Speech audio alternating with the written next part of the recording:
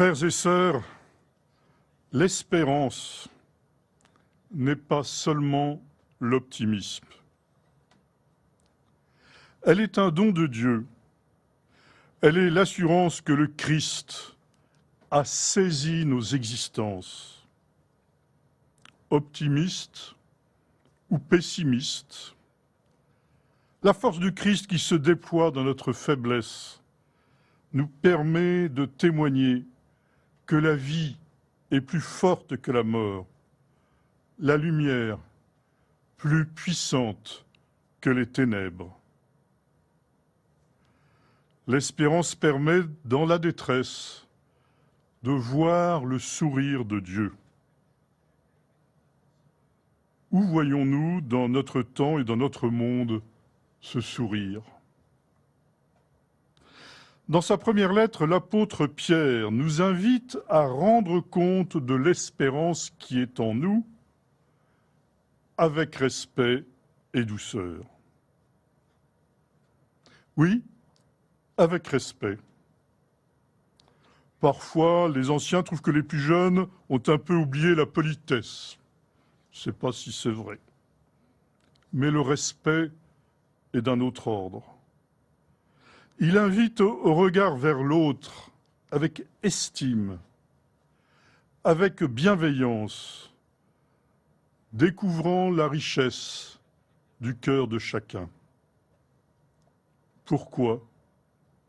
Lorsque nous avons des convictions, sommes-nous tentés de les défendre avec mépris et agressivité ? Ni le mépris, ni l'agressivité ne sont en christianisme des signes de la profondeur et de la force des convictions. Pierre, comme Paul, nous demande encore de rendre compte de notre espérance avec douceur. Quel chemin pour Pierre, si prompt à tirer l'épée lors de l'arrestation du Christ. Quel chemin pour Paul, l'ancien persécuteur, qui approuve le meurtre d'Étienne et qui veut enchaîner les chrétiens de Damas. La douceur aussi est un don de Dieu. Elle est une béatitude. Heureux les doux, ils obtiendront la terre promise. Avons-nous connu le bonheur d'être doux face à la violence du mal ? Et ne voyons-nous pas que la violence se nourrit de la désespérance des hommes ? La douceur est encore une imitation du Christ. Venez à moi, vous tous qui peinez, nous dit le Christ, car je suis doux et humble de cœur. Et le Christ ajoute, si vous peinez sous le poids du fardeau, prenez sur vous mon joug. Il est facile à porter et mon fardeau est léger.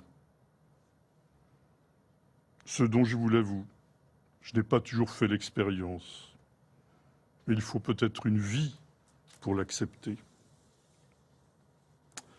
Frères et sœurs, en ce 6e dimanche de Pâques, nous sommes invités à prier pour et avec les chrétiens d'Orient qui, eux aussi, prient pour notre pays. Vous connaissez leur situation, aggravée par le coronavirus et le confinement. La situation est catastrophique en Irak, au Liban et en Syrie, où la guerre n'est pas finie. Ici ou là, le Daesh reconstitue ses moyens de violence. Une crise alimentaire sans précédent sévit dans ces pays. Plus de 40% des citoyens libanais sont tombés en dessous du seuil de pauvreté. Pourtant, ces chrétiens veulent être artisans de paix.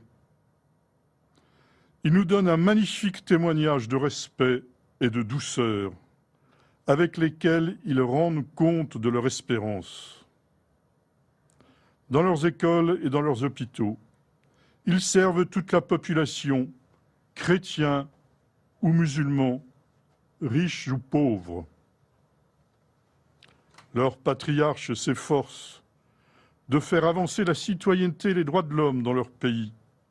Permettez-moi de les citer pour les recommander à votre prière. Le patriarche Louis-Raphaël Sacco à Bagdad, les patriarches Béchar Araï, Grégoire Gabroyan, Joseph Younan au Liban, le patriarche Joseph Apsi à Damas, le patriarche Ibrahim Sidrak en Égypte, sans oublier les chrétiens de Palestine. Oui, les chrétiens d'Orient vivent parfois la béatitude des persécutés, mais aussi celle des doux. Je n'ai jamais entendu chez eux d'appel à la vengeance. Ils n'aspirent qu'à être libres et en paix avec leurs voisins dans leur propre pays.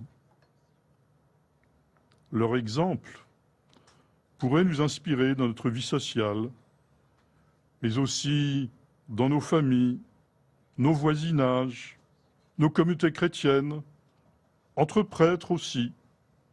Savons-nous être doux et respectueux?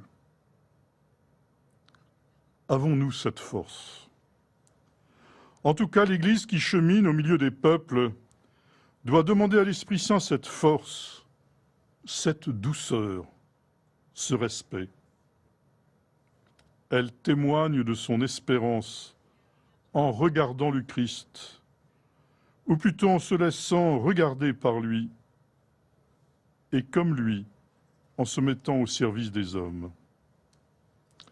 Bientôt, nous célébrerons la Pentecôte, et déjà, nous pouvons nous tourner vers l'Esprit Saint en lui disant « Lave ce qui est souillé, baigne ce qui est aride, guéris ce qui est blessé, assouplis ce qui est raide, réchauffe ce qui est froid, rend droit ce qui est faussé. Amen. »